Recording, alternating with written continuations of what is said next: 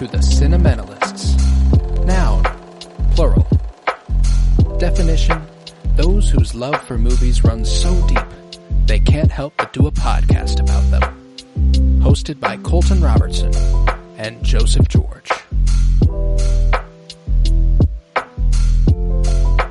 Hello everybody and welcome in to the Cinementalists, and today we are continuing Cinema Surprise Season 2. It is my second choice of the season with Cléo From 5 to 7, released on April 11th, 1962, written and directed by Agnes Varda. I am Colton Robertson. I'm joined by Joseph George. What's up, homie? Oh, what up, what up? Always a pleasure to be here. Oh, and it's always a pleasure to have you, and we've got a really, really good one on the docket today. Last week we had that conversation off mic about our favorite directors and wanting to expand our tastes a little bit. And, you know, we talked about how there aren't as many women directors that we feel like we've given the time of day, and we need to correct that. And I felt like a very good place to start here, anyway, would be Agnes Varda, because I fucking love this movie and I love her as an artist.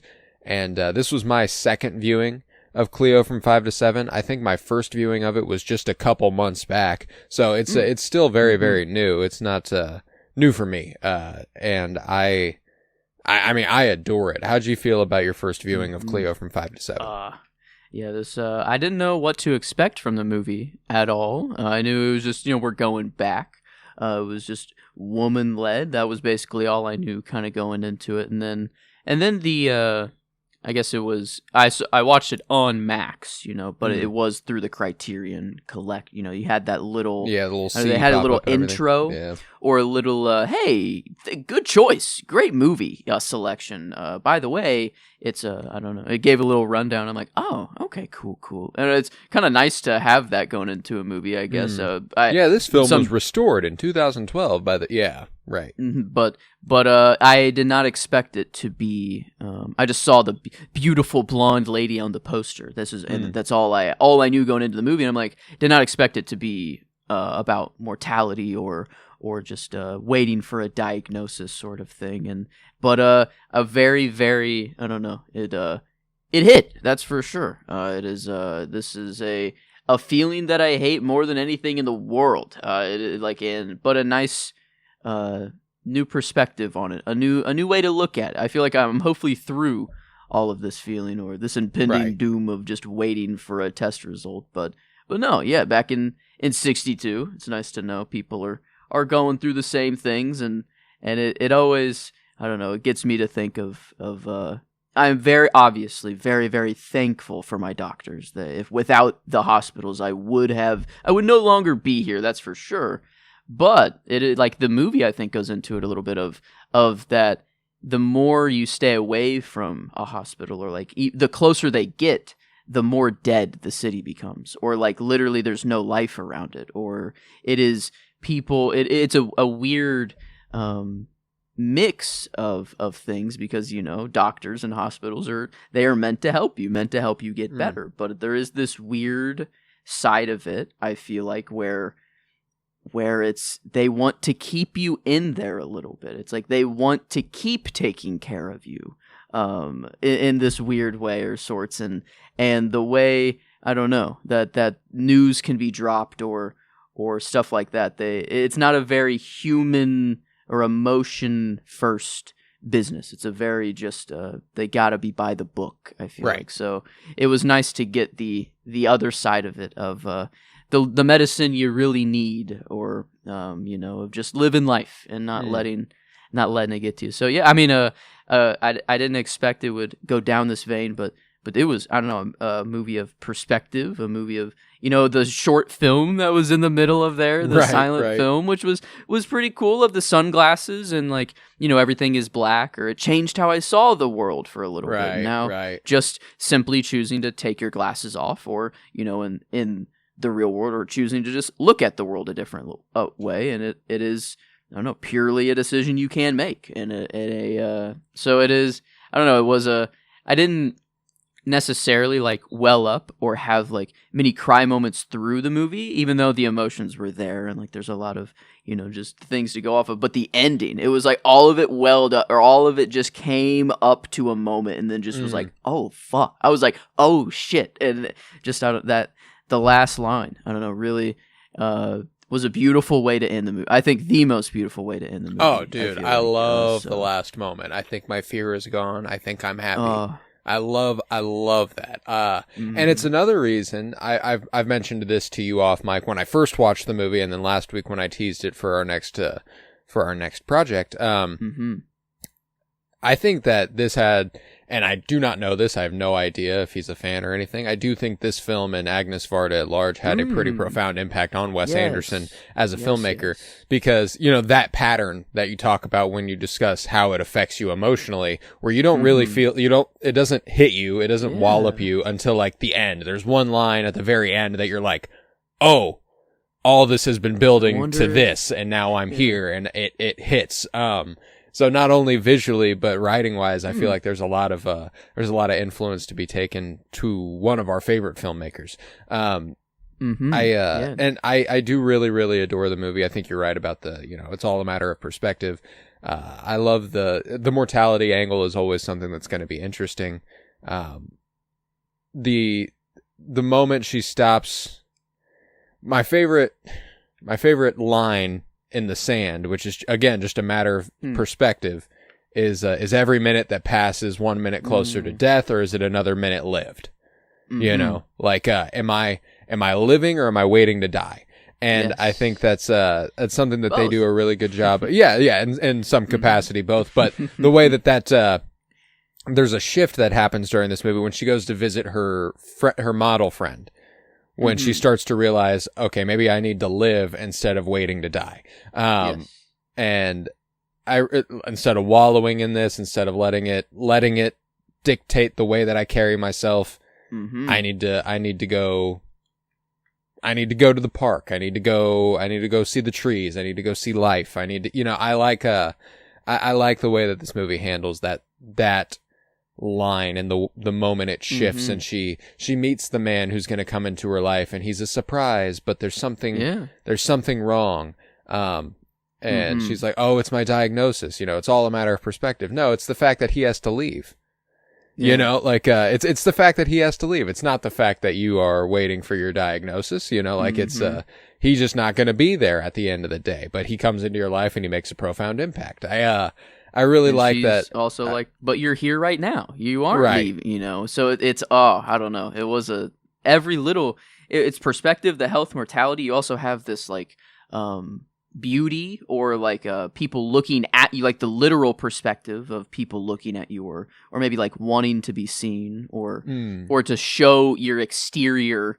You want it to be as pristine as possible to not let people know you're doing bad inside, or you can't show weakness, and she is she just a celebrity, just a singer, or just she's a singer, which I think it's an interesting thing to think about, where there was a point in time where if you were a famous singer, you might not be recognized on the street.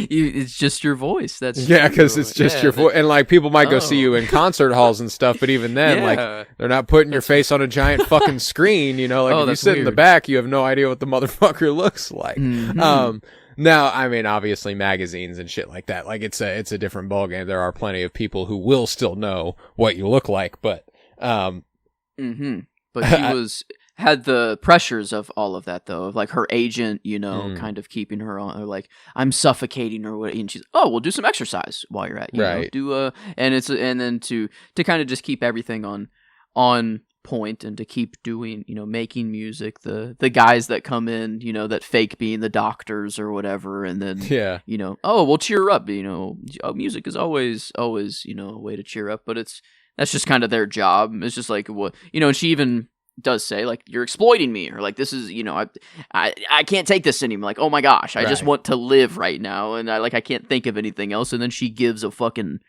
performance of a I don't know. That shot was so cool too. Of like whenever when she started shifts her singing, perspective to the camera. Yes. Yeah.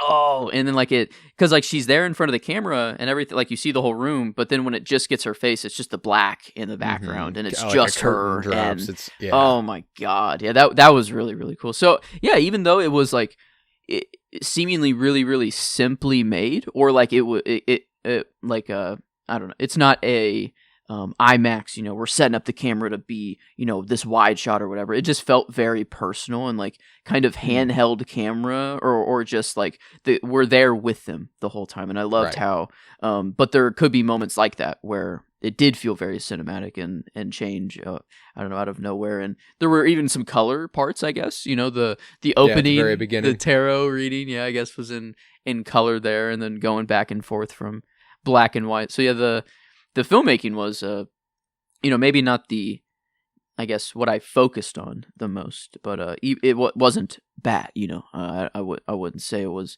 like that it was bad, but I think I was just more focused on just the story unraveling itself, and how it was. Yeah. It was cool that we were in real time with them too. Like it was just we're following this hour and a half or 2 hours, whatever we have, you know, with her, and it is literal the car rides that she takes, or like everything from the start to the end. So that was, I don't know, it was really cool that there weren't really cuts. And I guess I still haven't seen it, but the Before Sunset or I don't know if that's the first one, but the Ethan Hawke. Before is that Sunrise. one? Yeah. Are those in real time, or are there cuts in? They are not like in real time, but they are walk and talk films similar to this, which is to say that there's not a ton of plot. It's like there is a cutoff, you know, like, you know, we're building to a diagnosis in this movie, and we're waiting for it the whole time. Before Sunrise, you want to get everything in before sunrise, you know, yes, like that is I gotcha. Yeah, so I mean, like, it's just kind of like there's a certified end point to the movie before, like, and you know that as you are watching it. It's regardless of what happens during it. Not to say that there's no plot, but it's a thin plot, you know, and it's much more a metaphysical journey than it is like and then this happens, and then this happens, and then this happens, and then this happens, you know. It's just carrying yourself from day to day. So yeah, it is very similar to the Linklater Before trilogy. I like this vein. I guess there hasn't been many movies. That was the only one that came to my mind, and I haven't even seen it, of a movie to try to compare to like this, because I don't know, I was trying to think of just sort of where we're following around someone and not a true, like there is the structure of we are getting to the end, but before that it does just feel like it's free-flowing. Documentary is like the wrong word. I feel like it's just it's not, because documentary is more, all right, let's sit down and talk. Like we're taking you out of your daily life to talk about it, I feel like. Right. But this is like just a snapshot of life, I feel like, is maybe we're just taking a Tuesday. And what? I've never heard this before. Is this a French thing? Never wear something new on a Tuesday, or is this just another way for no her idea. agent I've never heard, you know, that. like, they're all very, very I mean, she's super superstitious, and I think that there comes a line whenever you are superstitious where you know every superstition. You know what I'm saying? Like I don't know it. I don't know enough of them to be able to tell you if this is a old one, a French one. I don't know. But yeah, never wear something new on a Tuesday. You know, I thought I think that's funny. You know, because it's arbitrary. You know, and I think that by the end of the movie you realize it's arbitrary. You know, they because even her tarot reading, which was accurate, you know, like everything that she did say did happen, but it didn't happen the way that she perceived it at the time. You know, she didn't think that it would. She doesn't even process that she's meeting the man that the tarot card reader said whenever she meets him. You know, it's just kind of like he just kind of pops up in her. Oh, he's a surprise. You know, like and he is. They meet, they click. They ride together, and like that's a lovely part of the movie. I really adore the end. Just all of the last. I mean, shit, that's probably only 15 minutes ish. Not that long. I guess from part when he meets, or when she meets, what's his name? Good old Antoine. Antoine. Yeah, I don't know how the French say it. I guess, but yeah, good old Antoine. Maybe Antoine Bosselier. Yeah, French is. I feel like I just sound like but no, I that have was no idea definitely how to pronounce any of these. the core part of the movie. I feel like it is. The romance. Yeah, you have a little romance in there. I guess it's not she has her lover, or I get or I don't know if they're married or whatever. The guy who just comes in and is like, "Oh, I'm just here to kiss you," and that's all I have time for. We'll go out on Friday. Don't you worry about it. And it's like, oh, okay, well, yeah, and the everyone spoils me, no one loves me, line of kind of that as well, and the I don't know. So just it was always about perspective of every turn of every little thing. So I mean, it is a very to compare this to a Christopher a Interstellar. One of my favorite movies is there's a lot more going on in Interstellar. There's I don't know it's so much you have to be fucking I feel locked in. But this is I don't it's such an easy relax sit back viewing and just take it all in. I don't know, and there isn't much thought going on. It is just kind of oh damn, it more gets me to think of real life experience instead of escaping, which is interesting. I feel I love a 90-minute movie too. That's it's true. definitely as long as it needs to be. It doesn't need to be longer than this. I love the part of the movie. There's kind of a little bit of a fourth wall break, a little bit whenever can't remember how long. Someone says it's been 20 minutes or something. She goes, it's been the longest 20 minutes of my life or something like that. Just that little bit of a wink, wink, nudge, nudge. This movie is taking place over the course of 2 hours and it is obviously the longest 2 hours of her life. And she's, she is waiting at every turn for I really, really like that line. And yeah, I mean, I think, when it comes to the filmmaking and everything, like you said, it doesn't have the grandeur and the spectacle of something I'll go back to your example, Interstellar, but I do, I've come to appreciate the merit of the small, intimate film. And I think that there are shots in this movie that are some of the most beautiful images I've seen put to film. It reminds me of, anytime I go to a museum and I stand in front of a painting and I go, a painting from I don't know, the early 1700s. And I go, 300 years ago, someone stood where I am standing and painted this. You know what I'm saying? That's, someone stood right here with a brush, with the utensils required, and made this happen. And I'm looking at it now. And now you're there. And now I'm there and I'm looking at it. That's how I feel whenever I watch this movie a little bit. I think that the way it captures a time and captures a place at that time and the beauty of it, I don't know. It's even though it's in black and white, it feels so lush. It feels so vibrant, which is bizarre. I don't even know how that's possible. One of my favorite settings is the restaurant they go to at the beginning with the mirror behind her and the kind of disco mirror ball wall sort of thing going on, on the posts and stuff. I don't know what that is. I really dig it.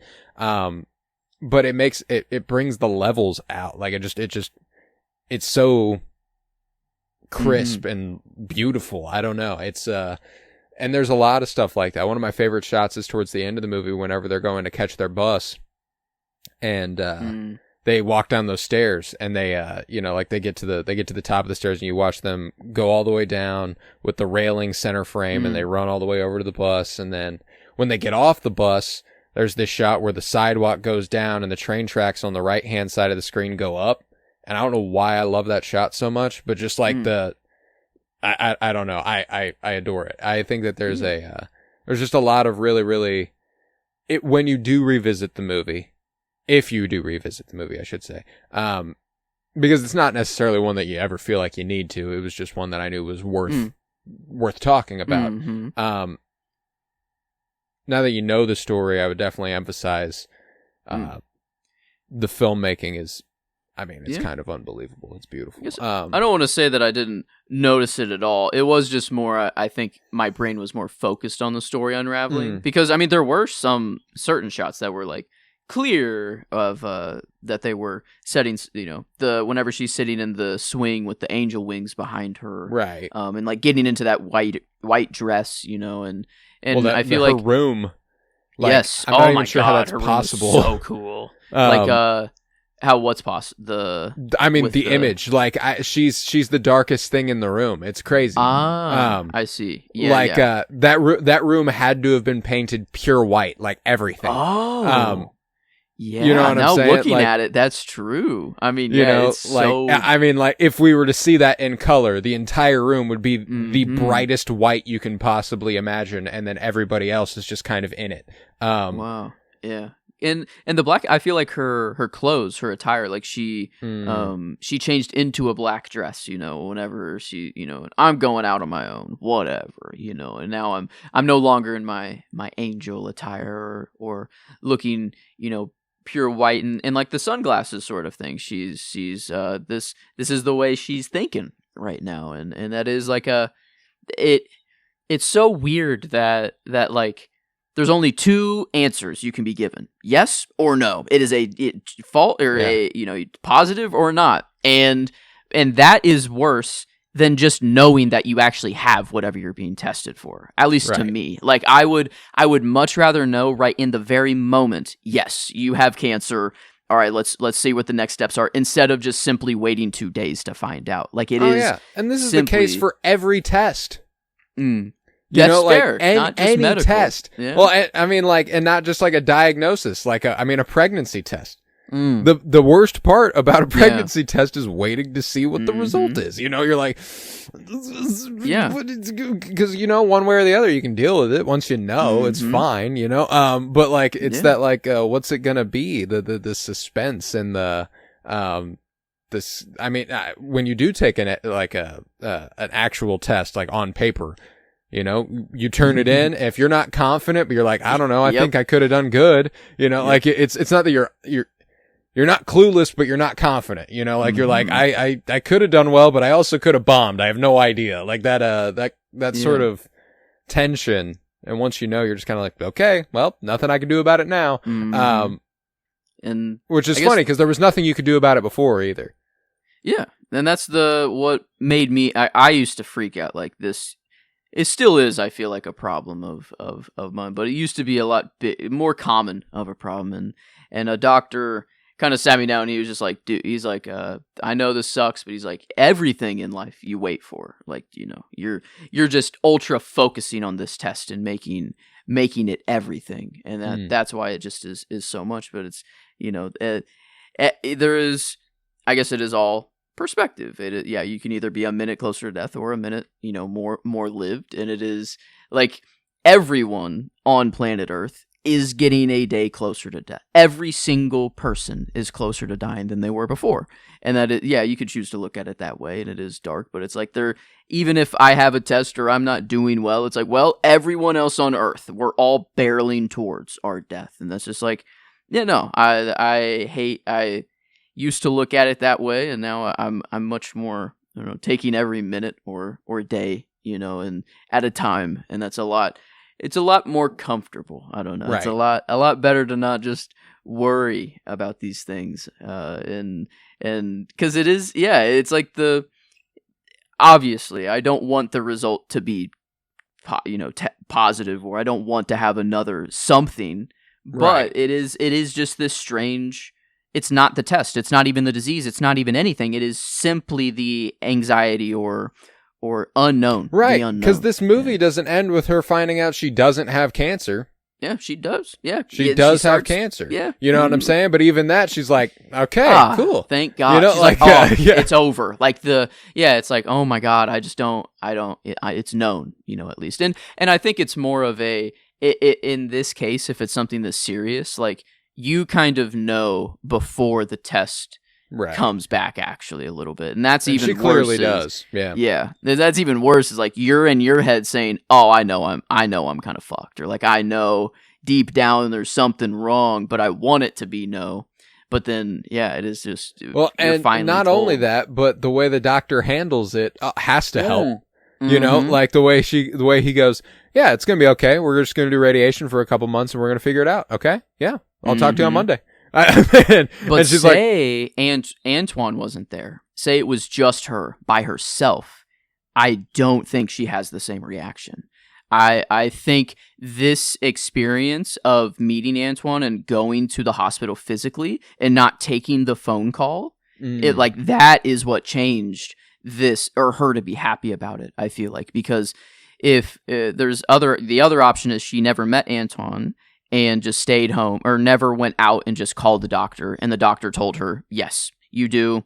We will start chemotherapy, and like that sucks. I feel like, over the phone like that's right. bad. If she's by herself, she's only been in that movie. Her other friend that posed kind of changed her perspective a little bit. But I feel like Antoine was really the one to kind of be like, okay, she still. I think everything changed whenever the doctor did tell her. But I think through Antoine a little bit, or just that the things they shared, it got her brain to be less focused on the result and just life in general. So I do wonder like what the ending would have been if Antoine didn't if they didn't meet at all and it was pure. I think she still has the relief of being like, okay, I know, thank God, but she already kind of felt dead before, I feel like, which is that's the I think definitely the journey she has over the course of the movie is definitely important to her realizing that she's alive, she could already be dead, and she's not. Yeah. So it's like, fuck it, man. Like I might as well make the most of it while I'm here. And I think that's, again, the tarot card reading at the beginning, it's the card for death. And she goes, oh, well, fuck me. And, yeah. And the tarot card reader was like, hey, the death card doesn't necessarily mean death. And I'm like, okay, well then what the fuck are we doing here? I mean, I'm not, but regardless, she's, it could mean a rebirth, a transformation. Something's going to change your life. And it does change your life, Yeah, I really do love that. The palm, she's like, all right, fuck, then just read my palm. And she's like, I don't read palm. I don't know how to read palms, too well, actually. And she's like, damn it. She's like, fuck, this is not going well. But yeah, it's, I don't know. I wonder, if to not be medical or so medical, if it is just this, generic waiting, and that is all it boils down to is fear of the unknown. I think is definitely a big part of it as well. Not just like the anxiety of waiting for a test result or a diagnosis or anything, but like the not knowing, the unsureness. I think that I think that leads her to the tarot card reading, which freaks her out more. It doesn't help her at all to try and know until like.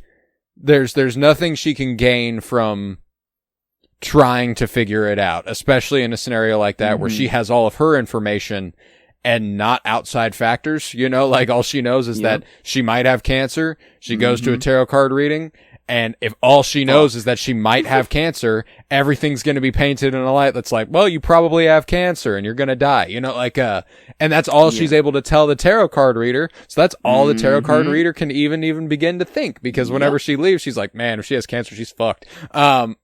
That's what the cards are telling me. But that's not true. It's all she knows about her because she's just a fortune teller. And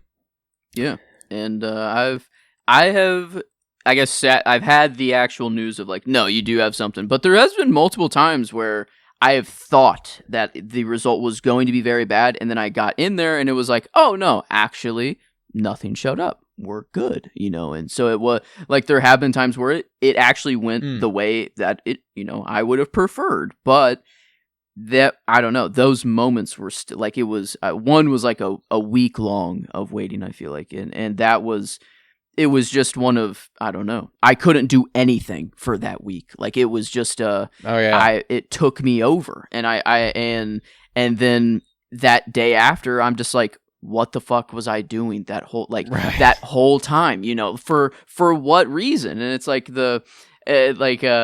eventually I will kick the bucket no matter what. Something will do me in. You know, I don't know what it's gonna be, but it's like I feel like you know, I should more than anyone try to live as you know, not quickly as I can. That's kind of the bad as fully idea, as you can. But yes, so I think, you know, the more the cards are stacked against you, the more you should just, I don't know, be grateful for what you got. And yeah, that's whatever every one of those experiences has just taught me of just ignorance is bliss in some way. You know, I envy a little bit the people who lived like before hospitals and before they were really a thing. You know, on one hand, you know, their medicine is very nice and we live a lot longer. Other now. hand, you know, I don't die at benefits. 33. Like, yes, yeah, obvious benefits, but like Hopefully. like cancer, was that even a known? You know, like yeah. Right.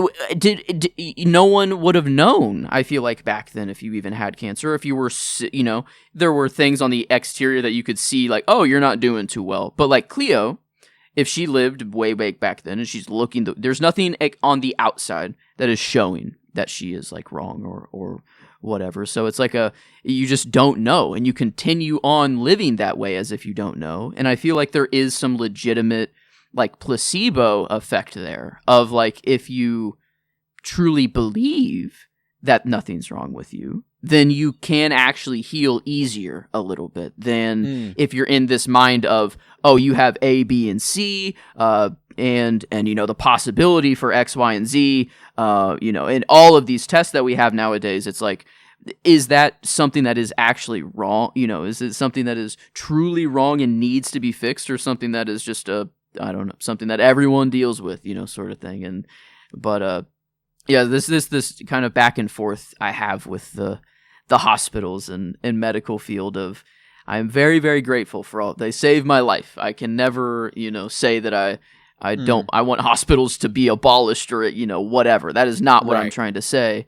But I think what I've learned is that you have to balance like both. You have to not let the doctors dictate everything for you, but then also you can't dictate. You know, you got to take, you know, just both sides of the perspective, I guess. Yeah, you got the legit science, you know, behind what it says, but then also I think the emotional, you know, what your body's telling you is also very important. And Cleo, I don't know, she needed to just live, you know, and it's simply that, like, simply just go out, go talk to your friends, or go. Like even important to note also that what you're saying is not go and take some sort of horse dewormer. Yeah, you know, yeah, because you think that's okay. No. That's one of those things where you do listen to the doctor.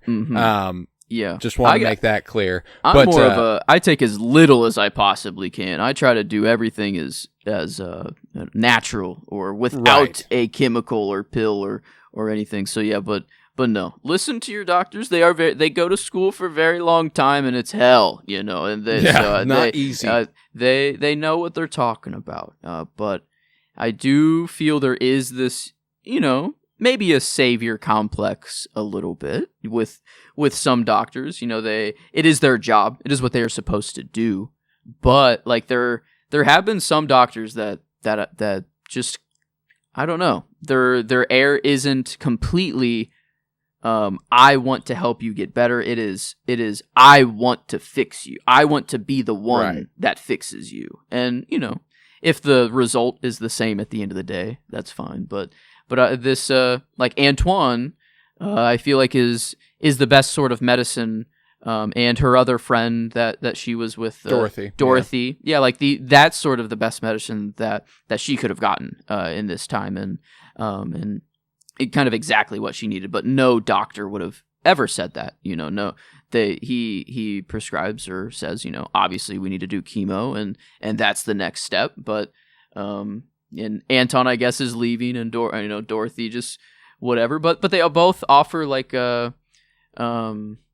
like Dorothy's line, I forget the exact way she said it, of like, oh, I can't believe you pose like that. I'd feel so exposed. And she's like, no, it's not like that at all. You know, like, obviously, yeah, but they're looking at me differently. They're seeing a shape. They're seeing an idea. They're seeing whatever. And she's I might as well not even be there. Yeah. Yeah. And so that was really cool of like that. And then Antoine kind of going back on that idea of being nakedness or nudeness, something it should be for everyone, or like that bench over there. Nakedness is summer. It's for everyone. Very. I love, life, death, birth, all that good stuff. It's love, I think he says. I really do. I do adore the sort of thematically life fulfilling perspective the movie has, like just kind of going, fuck it, man, live because you can. I really do adore that. I think that there's a lot of love there, and I think that this movie, like when it comes to Antoine, the thing that gets, like, you're right, like Antoine was the best medicine, like it was the medicine she needed in the moment to help her head, and to help her feel better. But it's not just because Antoine, like now she has Antoine in her life. No, it's because it's more like what Antoine represents, like he's possibility, she can go anywhere and meet someone randomly, and all of a sudden she has a better, her life is better than it was before. And is there a sadness in the idea that, he's leaving? That sucks. But like, if it was only going to be for a couple like an hour, if that, then fuck it, man. What are we going to do then? Either happened or it didn't, it could have been nothing, could have zero interaction. She went to the park to just be alone. She was just waiting for the call, or to make the call. She was never going to go in person herself. She was never, she was just kind of wandering a little bit, and then one interaction, they're not going to get married, or who knows the future for them, but no, that the idea is, it is just this one interaction they'll have, and definitely a very important one, I feel like, for her, because I do the ending. It is, Blue Velvet wise, we're getting fresh off Lynch, of not maybe the happiest endings, but technically a happy ending with Blue Velvet, and this kind of in the same vein. It is, well, she has cancer, but everything, we're good. Like she's good. Ready to take it on. She's ready to go for it, and I think that's if you admit defeat before you've been defeated, you lose. Like if you go, I'm gonna die. There's no point in even living. You're done. There's nothing you can do.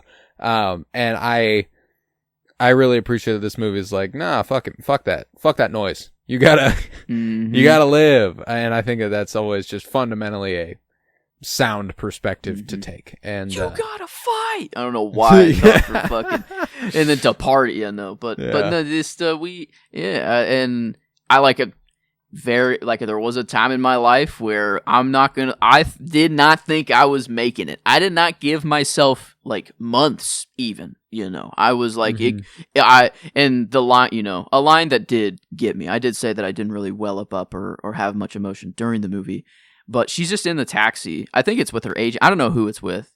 But she asks, "Aren't you afraid at night?" And someone just responds, "Afraid of what?" ? And then she just doesn't say anything, and it's just kind of like I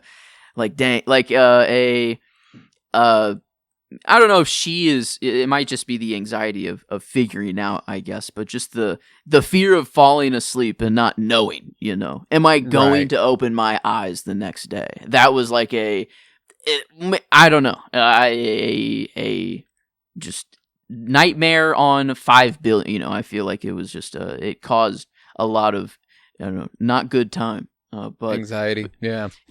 But then the and just having, how to bring that up to someone else. Hey, are you having bad dreams? You having nightmares? It's not really that. It's like, hey, or are you afraid? Afraid of death? Are you afraid you won't wake up in night? The morning? Yeah, afraid of dying. So, but I am luckily, I think that experience though, going through that, I feel like is what makes me see life so different. Like if I didn't go through that, I would still be in my, not to say I'm mature. I am definitely not at all, but I was living life very, very wrong in or at least how I see it now. I was not living life the way I felt like you were should've. closed off, maybe. Yes, I get that. I get you. And now it's I'm taking it all in. My beautiful my life flower goal, blooming. Yeah. Yes. I just want to learn as much as I can, and that's what I thought my only goal was. If I have one goal, it's just to learn, taking as much knowledge as I can before I go.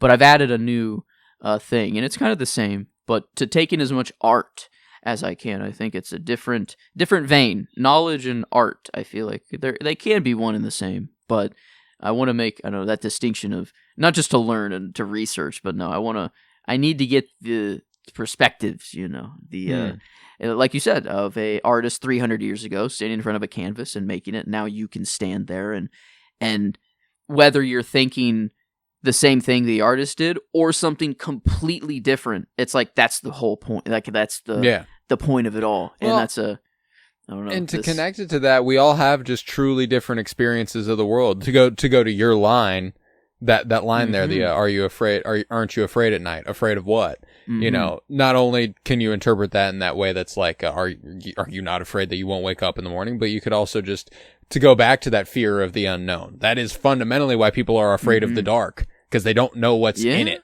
True. They don't know what's behind this veil that you can't see through. And the other perspective being like, afraid of what? Why the fuck would I be afraid of that? One of my favorite elements of the movie is the people you overhear.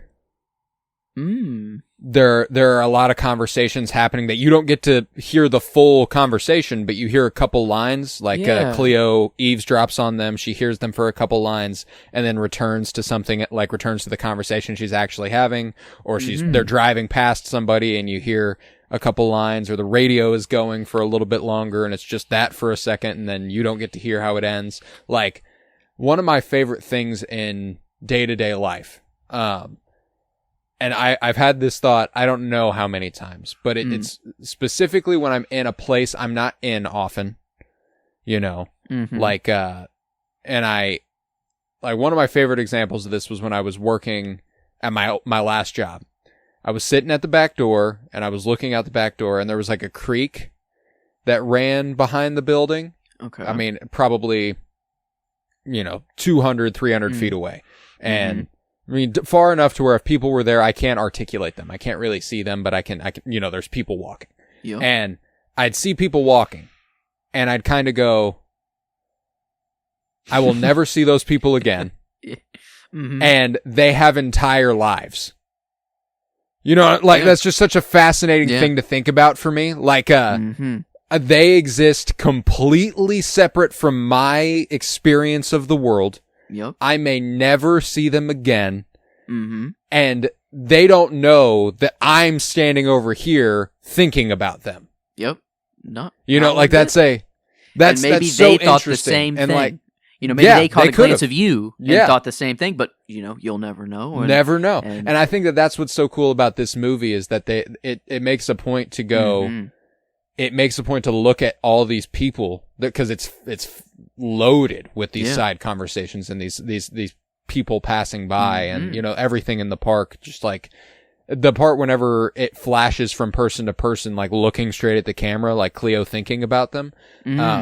Like they all have their own experience of the world. They are all, they could be going through a similar thing, but she'll never know because she's doing this. She's in her existence. And I think that's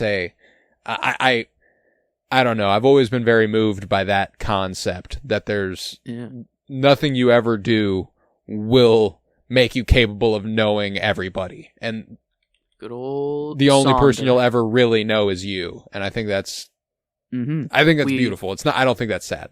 We are all the main character, it is, and yeah, like you're the main character of your own story, obviously, but then on one given day, you could be the main character of someone else's story, you know? Yeah. And yeah, kind of like we said in Blue Velvet, of like, you can never know what's going on inside of someone's house, you know? You could be one house away, and there is just something fucked up going on over there, and you'd have no clue. And it's like... Or something on the contrary. They could be dancing to music in their living room. You don't know. Yeah, you know, true. Like it could be beautiful every bit as it could be a nightmare. And I think what I love about a movie like this is it reminds me, you know, I'm not the center of the universe. You are not the center of the universe. The listener is not the center of the universe, but we are.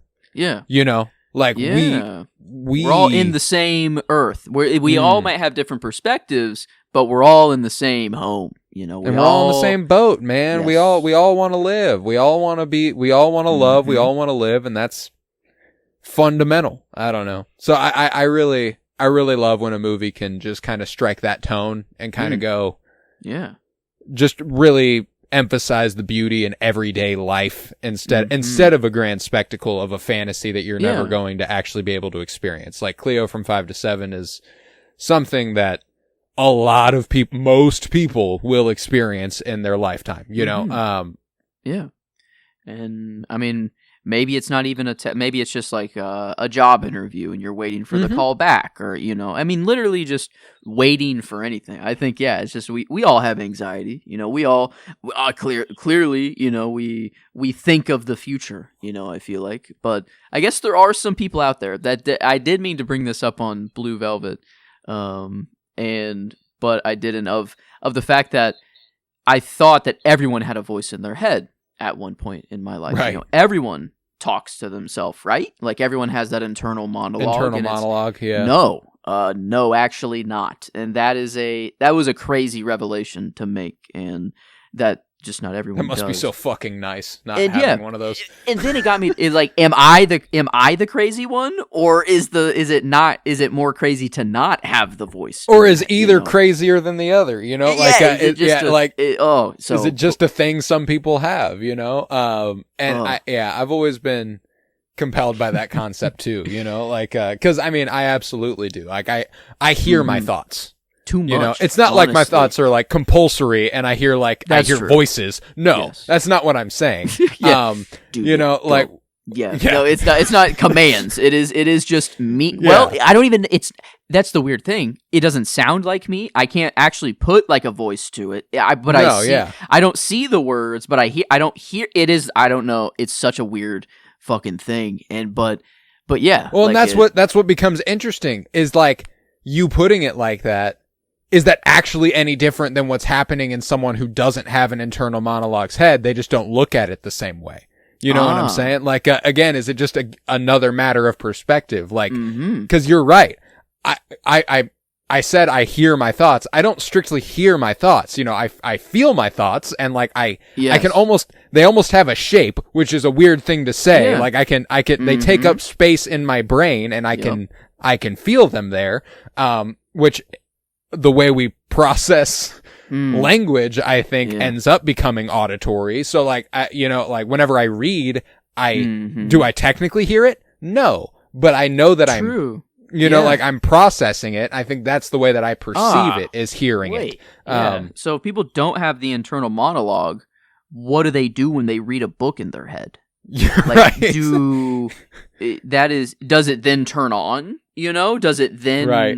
Or is it still, and then that's why I'm like, I don't know that technically it does and doesn't exist for people. I think it's the way people perceive the way they think. Yeah, that's true. I mean, some people are visual, you know, like if you ask someone to think of an apple, some people can just see the shape. Some people don't even see the shape at all. Some people can actually see color, you know. Some people just see the fucking word apple. That's true. Yeah. But I think that's what I feel like I'm very visual. Like that's how my brain, I feel like things that take up, I don't know, actual space, I feel like, but no, to hear is maybe the wrong word of I feel, I don't know, is real. I think that's better. It is like there is some voice and there are words being spoken, but yeah, it is. And it's, I always just, my struggle is like, that's me, right? Like, that is me forming those thoughts. I sure fucking hope so, is that like, right. Because like, but it is like me giving myself advice, which is weird, which is like I don't know. It always boggles my like a song, like I don't know, the thought of Sonder and everyone having their own lives. And I used to think that like everyone was as in their head and just fucking spinning and hearing. And I'm going to go text to text connection here. I'm going to connect it to the Phoenician scheme because I mean, I had this conversation with Emily like literally last night. She was asking me about something and I gave her advice and she was like, that is like word for word what my therapist said to me. And wow. I was like, and the way that I connected it to, I was like, I don't mean this to sound full of myself or anything. And I don't mean it in the literal sense. I mean it in a more broader text, but I connected it to Liesel's line about prayer. Like yes. when I pray, nobody responds. Mm-hmm. It's a time to gather my thoughts, think about what is the right thing, and I ask myself, what would God do, or what would God have me do? And it's usually pretty obvious, like, and whenever you think about things that way, that's why that line hits so hard for me, is because like I didn't realize that's how I think about things.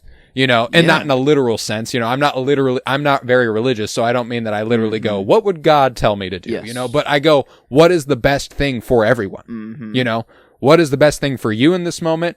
And how does it affect the person we're talking about? And how does it affect, it's just operating on base instincts a little bit. It's like, and going, what is the nicest course of action, really? Like what is the most humanitarian course of action? What feels good? What feels right? And it is like a feeling in the bones, or it does come from inside. It is like a and where it comes from, who knows? That's why like my struggle with faith has been this, is like, is that my voice, or is that a voice from the beyond, a little right. bit, or like, is it like, it does seem like me? Is it divine influence that's guiding my hand in any day-to-day situation? That feels so full of myself.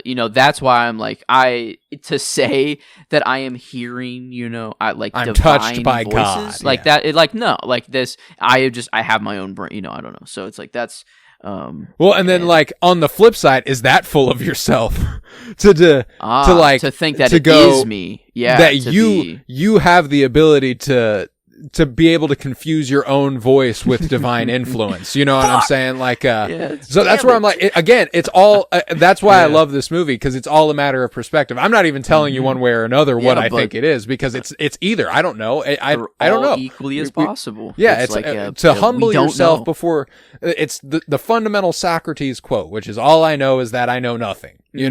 Like that has dictated my philosophy fundamentally for years. I know what I know, and if I know nothing, fuck it, man, but I'm gonna do my best. I think it's in a Logic song to go from Socrates to Logic is crazy, but I mean, some would call him a modern day philosopher. He does have an album cover with all the but okay, anyway, he's like a that grown-ups just don't know shit, and now I'm just a grown-up who doesn't know shit, and it's like we're all just in this cycle of like figuring out slowly, and then we tell our kids, hey, I did that, but hey, it sucked actually for me, and it's like, okay, and then we move on a little bit, we make a little progress just at each human that we got, or each experience we have, and absolutely. And that's why, like, whenever it comes to getting advice and gaining advice, obviously, experience always helps. I'm never going to be like, well, you're an old fuck, you don't know what you're talking about. No, you probably know better than I do. That's why I'm always going to listen. But there's also beauty in the simplicity of the advice you might get from a child. Yeah. Like super base, removed from the I don't know, from the weight of adulthood, and just being like, here's the easiest answer. It's like, it's truly wonderful. The mind of a child is the line Yoda says in Attack of the Clones, which I know we're going on Socrates to Logic to Yoda. That's the whole point of what we're doing. I could even connect it to Alien Earth right now with freaking who's the the main girl, Frick, the AI, the synth, kind of mid or in between human and not. It's like she has a child brain, and she decides to just connect with her brother and give him a message through the, but the programmers didn't even think of that as a possibility. And it's like, well, she didn't really either. She's just going off of her, like, I want to do this. I'm a, and it's, something that a child made the discovery like for them by just being naive a little bit, or just by going off of a base instinct. And that's like why I think like the more we know, does it just get you into your own echo chamber the older and older you get, and you think that you're right in whatever. But if you can just remain a child your whole life and not have to grow up and make money or whatever, if all of the societal pressures are off and you could just live, do we ever, like, does our imagination ever like squander? I feel, I wonder if our childhood naiveness just kind of keeps going, I mean, you do have experience and you will learn things like, the stove is hot. If I put my hand on there, I'm not going to do that anymore. But like, right. I don't know. I feel like that's what kids have imagination. And when you grow up, it seems to go away. And that's like all imagination is thinking. You're just in your own head thinking of things that didn't exist before. And that's like I feel like, why would we want to get rid of that? So yeah, I don't know. Have you ever seen the video of the baseball commentators having like an existential crisis on air? No. But wow, it's outstanding. I can't remember. Wow. I mean, like it's them talking. It's them talking during a baseball game, of course, because that's when you would hear baseball commentators. And he comes over the mic and he talks about, when you're younger, the world is so full of possibility, and the more you experience, the less you imagine. And and I'm like, it's so funny because, and then he's like, and now it's 2-1. And then he just goes right back into the, and it's almost like a piece of art unto itself that he keeps returning to the baseball game and ignoring this existential crisis he's having, or immediately returning to it. And now the count's 3-1. Yeah, exactly. Oh, ball outside. It fucking kills me. But like, I mean, like it's a real thing that every single person probably will experience at some point, is that sort of midlife crisis where you go, holy shit, I'm never going to be young again. Like that's. Yep. And but you can, Yeah, like mentally you can go outside and go play in the mud and, I don't know, and just fucking turn off my brain and just be, if I want to. But it's just the world that's telling me no, that'd be weird, Joseph. Societal pressures, man. Don't go outside. They don't want you to play in the mud. But I don't know why. The man doesn't want you to play in the mud, man. That's what the world needs. That's my new campaign. Just go, not mud, touch grass. It's too simple. Play in the mud. just go out. You gotta get your hands dirty. You gotta just truly eat connect dirt with the earth. But no, that's. I don't know. It's I thought Blue Velvet would get me. A Lynch movie would get me to be having these conversations a lot more likely, and not this. This is not what I expected at the end of this one, and it's thank you for the woman-led and happy and to, because life movie. Yeah, very. I mean, it's beautiful. It is beautiful. I mean, the lead actress also, who we haven't given nearly enough credit. What's her name? Corinne Marchand. She is fucking damn incredible as Cleo, or as Florence, as we come to realize. Yes, I really, really adore her portrayal. It's I mean, super, super quaint, and she has such. I mean, he says you're a melodramatic or whatever. You love melodrama, like she does. Yeah. She feeds into that so well, and I don't know. I love her portrayal. So, Cleo from 5 to 7, definitely a beautiful, beautiful movie. One that I've carried with me every day since the first time I watched it, and one that I don't anticipate myself letting go of anytime soon. You were looking for another movie that kind of has this vibe. Perfect Days.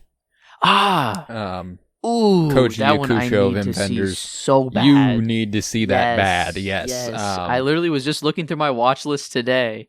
On I was doing a little letterboxed buff up a little bit or whatever, and I'm looking through and I'm like, that's on my watch list. Wow, remove. But then I get to that one and I'm like, oh my god, there it is again. Yeah, it's like, it's like wow. And I haven't even seen it, but it feels so comfortable already. It's like dude, I love that movie. I love that movie. So yeah, that's just another one that has that sort of slice of life beauty. You know, there's cathedrals everywhere for those with the eyes to see ass film. Slice of life movies. That's gonna be a nice collection eventually to have. I feel like I don't have a lot of those. Love but slice of life. This one's in there. This one, Chronicles of a Disappearance. It's a really good one as well. I mean, there's a lot of them. But yeah, man, Cléo from 5 to 7. So what I'm gonna do here is some plugs. I gotta pick a what's movie. up? I gotta pick a movie. You gotta pick a movie. You do have to pick a movie. I think I know. We're gonna do some plugs. We are going to rate Cléo from 5 to 7, and it won't be from 5 to 7. Yes. And we are going to announce what next week's Cinema Surprise is. Joe is going to give us another pick here, his last pick of this phase of Cinema Surprise Season 2. Very, very exciting. And we'll talk about it a little bit, but we're not technically done with Cinema Surprise. Yes. When this month concludes. We got a little bit of something in store for October, which is very exciting. But so, I'll just go ahead and dive into that.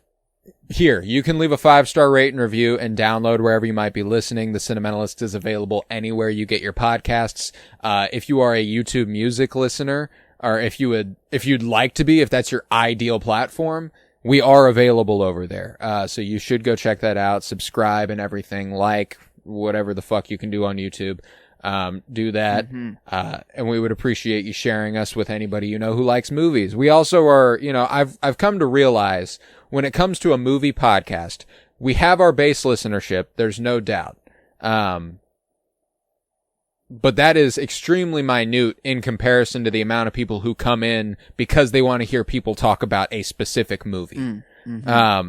Just because people want to hear us talk about Alien doesn't mean they'll give a flying fuck whenever we get to Cléo from 5 to 7. You know what I'm saying? So it's one of those things where if you look through our backlog and somebody likes one of those movies, send it to them. I would really appreciate that. And also stick with us because, like I said, you never know what the fuck we're going to cover. We had Alien just last month and we're covering Cléo from 5 to 7 today. So there's a lot to look forward to for us. Because we are going to continue Cinema Surprise for the next couple weeks. Joe has one more pick and I have one more pick after this for the season 2 of Cinema Surprise. But what we're doing in October is season 2.5, if you will. For the first 4 Fridays in October, we are going to continue Cinema Surprise, but we are limiting it to, horror or thriller or October feeling films, stuff that's building towards Halloween. That's really what we want to do in October. That's how we started this show. That's how we started this podcast last year. We did a full slate of 5 films we covered on Halloween. And so we love that. We love that time of year. I know I do. I love those kinds of movies. So and only getting to pick 2 is a fucking nightmare for me. But I'm excited. We're both going to pick 2 and then we're going to settle on one together to cover on Halloween. So we've got that coming up. We've got, Cinema Surprise, not Halloween version the next couple weeks, and then Cinema Surprise, the Halloween version, all October long. And the only rule there, we're eliminating the decade rule, as far as if one decade is picked, you can't pick it again. But what we are implementing is it has to be from the 20th century, prior to our birth, really. Yes. We were both born in 2000. So, anything in the 1900s, and I include 1999 in that, just everything in the unknown, anything in the 20th century, baby. Scary. And it, again, doesn't have to be the most horrifying thing you've ever seen or anything, but it's something that feels Spooky like the time to cover this is Halloween season, because I've got a couple in mind that I'm very, very excited for, and Yeah, Cinema Surprise continues into October here on the Cinementalist, so stick with us. We are also doing Twin Peaks Fire Pod with me, and actually we are getting dangerously close to the conclusion of the first 2 seasons there. If not, it I is believe next Monday, this Monday. This coming Monday is the last episode of season 2, which is huge. That is a rewatch and first watch podcast, friendly to the first time viewer and rewatcher alike. I'm rewatching it. Joe's watching Twin Peaks for the first time. And if you've watched it, it's a great time to go listen to Joe go wild with his theories. And it's a great time to listen to me egg him on and figure out how to, get little jabs in there that allude to stuff that's coming in the future. I've straight up told him things that are going to happen. And I've acted like they were ridiculous because how could you possibly predict something like that? When I am obviously predicting the clearly wrong thing and thinking it is completely right in my head at the same time. It's actually funny how often Joe dismissed the exact right thing in favor of whatever crackpot thing I cooked up. Yeah, you're like, and it could just be. You're like, it could just be this, but, and I'm like, oh. No, but. What do you think of the actual correct answer? What do you think of that? No, not even close. Actually, no, probably not. Probably not. No, it's so funny. So it's a great time, and we do a lot of scene by scene breakdowns. But here in a couple weeks, we covered Blue Velvet last week. The week after the season 2 finale, so not this coming Monday, but the next Monday, we are covering Twin Peaks Fire Walk with me. And I'm very excited for that. So if you have a little bit more movie coverage you want to get under your belt, we've got that over there on Fire Pod with me. You can go check that out. We are also doing Geek with me right now. Joe mentioned Alien Earth a little bit ago. We are covering that on a bi-weekly basis alongside Peacemaker Season 2. Very, very exciting stuff. We are having a great time on Geek with me, so you got to check it out. I'm also writing a lot on my Substack. Look up Colton Robertson, look up the Cinementalists over there as well, and you will find me writing movie reviews. I'm having a great time. Every month I do something called a Film Factorial, where I do a 5, 4, 3, 2, and 1, and that's a top 5, 4, 3, 2, and 1 for what movies I'd watched within the month. So the next one will be at the end of the month here in September, but the most recent one was the end of August. So, yeah, got a lot to look forward to. I do a lot of movie stuff. We love entertainment, folks, don't we? We love entertainment. Yeah.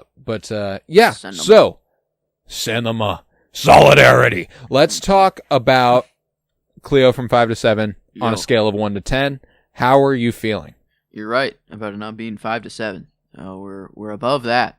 That's for sure. And for sure. I guess it wasn't quite the 5, which was interesting. I gave it a 4.5 on Letterboxd. I don't know what more I was wanting, I guess. But it doesn't feel like there is much more to add. It feels exactly what. The movie did exactly what it set out to do. Yeah. Mm-hmm. So I'm not upset. I'm not. It was beautiful. It looked great. It got me to cry at the end. It obviously got me to think and have the discussion we had.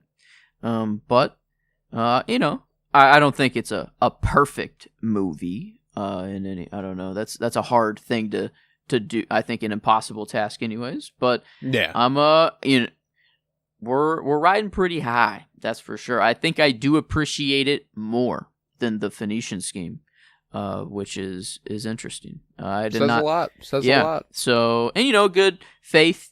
Struggle with faith, and the story there was good and crazy. It is Wes Anderson as well, a director I love. But no, I think I will actually. I think I might watch this one more in my life than the Phoenician Scheme. I think confidently I'll watch this one more at the end of my days. Yeah, this one will. I don't know. I think be up there. So I think my floor is a 9 for me, and yeah, Blue Velvet being the 9.75. Yeah, I'm in between the Blue Velvet and the Phoenician Scheme, but I think I like a 9.5. I think for me, I think like just that. 4.5. I like that. Give it that boost. Give it that boost. Yeah, when a little bit ago, and you said this last week as well, and there's I love rating movies because it's so intensely subjective. Yes. And everybody's rating system is different. and ratings are kind of arbitrary as is. But you know, it's just it's a fun content process anyway. So I like rating movies. I agree. This is by no means a perfect movie, and therefore it should not be a 10. But to me, a 10 is a feeling. That's true. It's a feeling in my bones. I go, this movie got me to think extremely existentially. It got me to think about everybody I've ever met. You know, not literally, but it feels that way. True. I think it's beautiful. I think it's about life itself. I think it's life affirming, and it's romantic, and it's lovely. I go 10. You've convinced me. It's all a matter of perspective, you know, actually. It's all a matter of and perspective. my fucking perspective is, this is as perfect as a movie can get, actually. That's, as this movie. Yeah, I don't know. There's not, I don't want anything more, so why am I below what the perfect score is? And that's the thing, though, is that I came into it confident it's a 10. And I do think there's something to be said for that. If there is hesitate, that's why it's a feeling. And like, that's my perspective of it. You know, I'm not trying to talk you down from it by any means.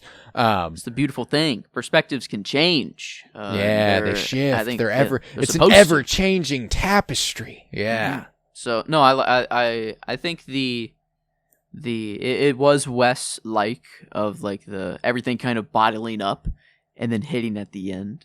The slice of life, the real time aspect. There's not many other movies that I don't know. There's not anything I can compare this to. So yeah, I think it is singular for me. It was a beautiful experience. And yeah, we had a performance that was, you know, not just acting but singing as well, and then like a little short film. And I mean, like, was a cherry on top. It's like, yeah, like yeah. That like not just that last line, but the line right before the last line. Like whenever he says, "I'm sorry, I'm leaving. I like to be with you," and she goes, "You are."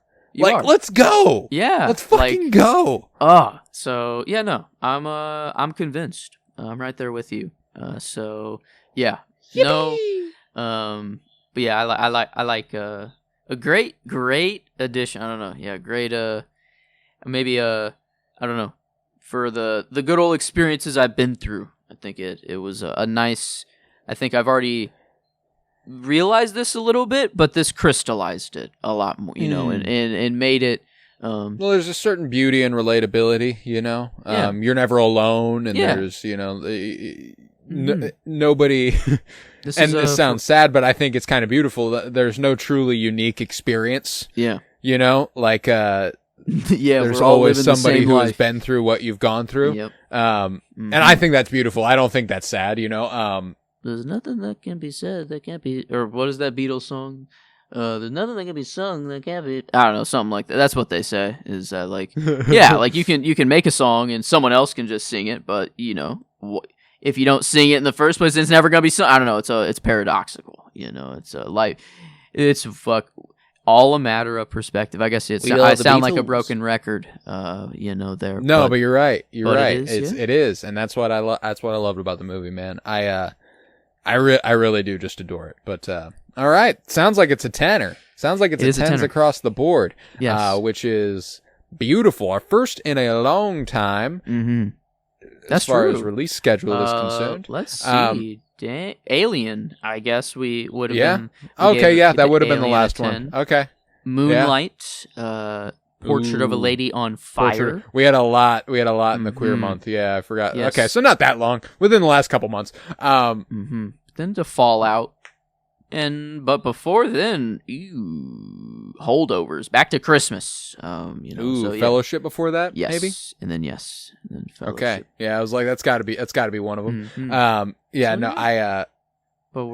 Exclusive club, but just banger movies across the board, man, and a very wide breadth of palette there, with Mission Impossible, Fallout 2, Cleo from 5 to 7. I love it. Obviously, the same score of a movie. They are the same movie. They are. They're the same. They're obviously fundamentally because we gave them both 100% on the Cinementimeter. They are the same film.